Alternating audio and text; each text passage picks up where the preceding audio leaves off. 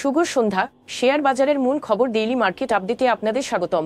আজ ডিএসইর মূল সূচক ডিএসইএক্স 23.16 পয়েন্ট বা 0.44% হ্রাস পেয়ে 5,224 পয়েন্ট হয়েছে। বাজারে লেনদেনের পরিমাণ ছিল 381 কোটি টাকা, যা আগের দিনের তুলনায় 35.70% কম।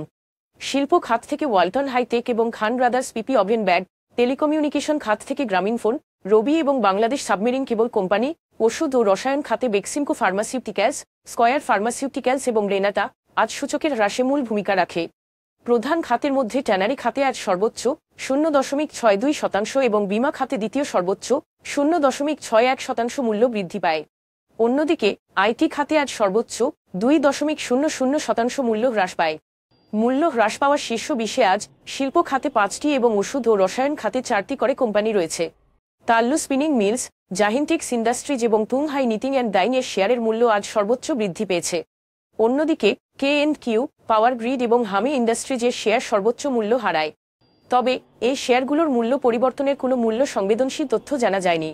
গত 3 মাসের গড় লেনদেনের তুলনায় আজ ট্রাস্ট ইসলামী লাইফ ইন্স্যুরেন্স, জাহিন্টিক্স ইন্ডাস্ট্রিজ এবং তুংহাই নিটিং অ্যান্ড ডাইং এর লেনদেনের পরিমাণ উল্লেখযোগ্যভাবে বৃদ্ধি পেয়েছে। উপরে উল্লিখিত শেয়ারগুলোর লেনদেন বৃদ্ধির স্বাভাবিক কোনো কারণ জানা যায়নি। আজকের শীর্ষ দুটি সংবাদ: এক দশকের মধ্যে সর্বোচ্চ আমানতের হার 12% বাড়ানো সত্ত্বেও এই বছরের এপ্রিলে আমানত বৃদ্ধি পেয়েছে 8.63%, যা 10 মাসের সর্বনিম্ন।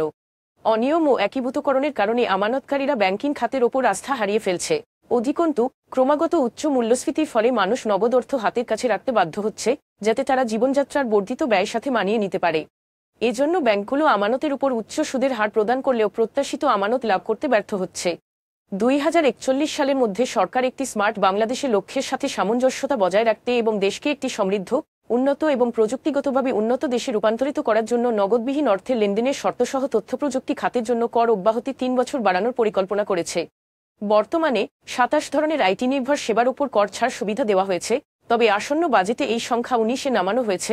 সেই সাথে 4 ধরনের নতুন পরিষেবার জন্য কর ছাড়ের সুবিধা দেওয়া হয়েছে: এআই ভিত্তিক সমাধানের অগ্রগতি, ব্লকচেইন ভিত্তিক সমাধানের উন্নয়ন, সফটওয়্যার অ্যাজ এ সার্ভিস সাস এবং ডিজিটাল ডেটা বিশ্লেষণ সম্বলিত ডেটা সায়েন্স। আজ এ পর্যন্তই। আগামীকাল আবার আসবো শেয়ার বাজারের নানা আপডেট নিয়ে। ধন্যবাদ।